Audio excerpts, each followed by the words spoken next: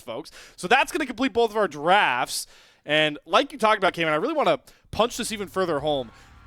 Opposite playstyles on the map, and that really sets up for this game to be one-sided depending on how far we go into it, in my mind. I mean, that's really what it is, right? You're looking at Ultra Prime with Taliyah and Vi wanting the Renekton.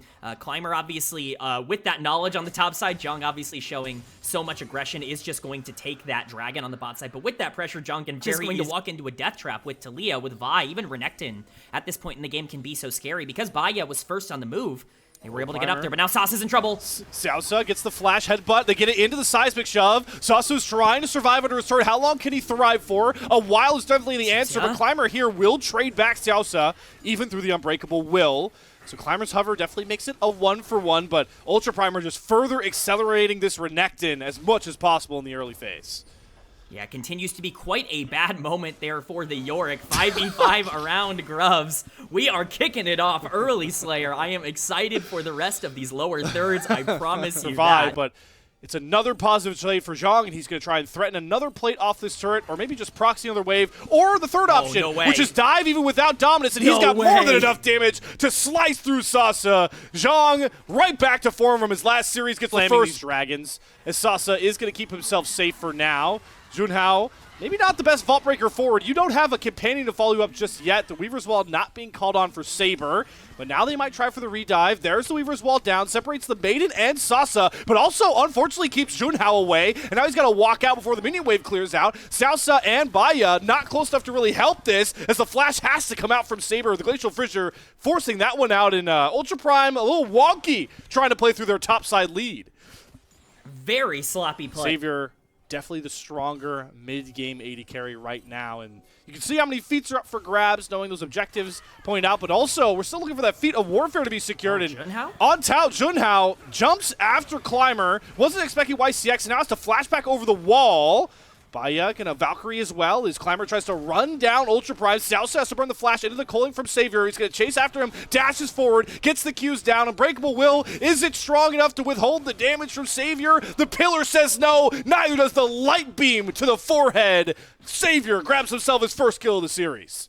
It's another big mistake by Junhao. He just Vault Breakers in, just assuming that he's going to be able to punish YCX for stepping up, but just doesn't have the realization that the rest of LGD is in the area. He has to lose his flash and most of his health bar to make that play. It costs his support his life as well. Now gets the Herald, gets out. Here's the real fun we want to see. Sasa finally gets some space on this Yorick, and doing what a Yorick does best, knocking down structures. Control of the mid lane, as Zhang is joined the fray with the teleport in.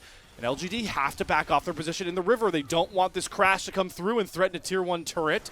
So Shelly will just get a good bash into the mid-tier 1. Dragon is warded up by Climber, so he knows it's being started, but very treacherous to walk into a Taliyah. YCX is going to try and bridge the gap with the Glacial Fissure. Is going to get the knock-up onto Baya, but LGD, they don't pull the trigger just yet. Climber has to lead the charge here. There's low engage tools on this LGD comp, and you can see how much they just struggle to even try and walk their way in. Poke down onto Zhang. He's going to go in after Sasa with the dominance pop, but he gets chunked out way too low at first. It's South's turn. Now try to step up on the front line as the Dragon is secured. Ultra Prime stopped the Dragon stacking, and now they can get out, and they're going to have to use Sausa to get out safely, sacrificing feats of warfare to shut down the LGD win con.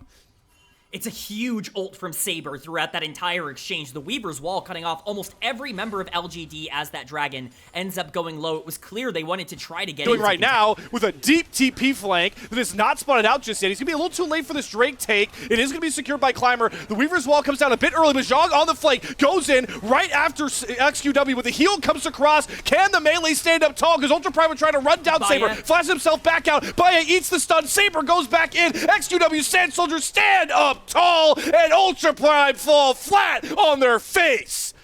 Oh, it looks so juicy. It looks so playable for them on a flank angle, but once again, it's Junhao who's completely separated from his team, going in way too early, getting blown up before the Renekton even is able to enter the fight. The 4v5 looks playable. Baya goes in to try. See how Ultra Prime prioritize stacking near these objectives and taking timers when they know Sasa can't threaten the other side of the map. They're trying to do that now with Zhang pushing waves into that bot tier 1 turret, but we're in a weird, awkward standstill where Junhao and Climber were just, face to face, but the Coley comes across. Junhao getting chunked down. The pillar stops Junhao from getting out and keeps Xiaosha in place as well. What a position from Climber. Stops all of the Ultra Prime escape and sets them up for a huge Otacon take.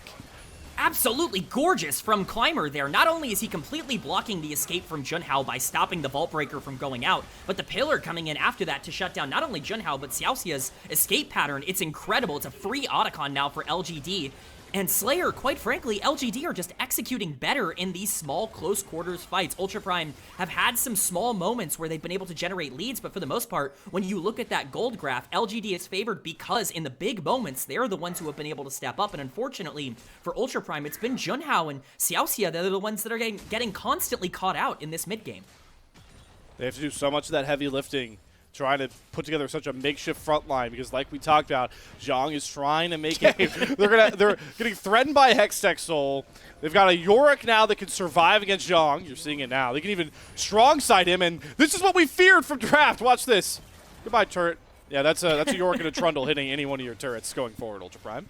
Climber feels comfortable just trying to churn and burn it. It's on YCX and XQW to kind of hold the line here, but they can buy so much space with this Braum and Azir, and the call looks like it's coming out. Junhao eyeing a steal, but he's too late to that party. Baron for free. LGD's map pressure is about to tick up about 5 notches from before. Yeah, if you were scared of Yorick Trundle without Baron, well, I've got some bad news for you. It's not necessarily going to look better with that Baron buff. This is the biggest objective that this comp kind of predicted when it came to this matchup, that they are the much more potent damage threats on their team compared to the Ultra Prime side that we're still looking for consistency from. Is Zhang. He's going for a Desperation Play, pops the Dominus. Weaverswall doesn't really cut off too many LGD members, but Junhao on the back of the fight gets the decent assist down into the seismic shove. It's Knock Up City, and Savior goes down. Has the miracle come in here for Ultra Prime? No, XQW is churning and burning with too many Sand Soldiers to deal with. They're on all sides, and Ultra Prime can only see a fate sealed in a gray screen. XQW picking up the quadra kill. Game 1 is over, ladies and gentlemen.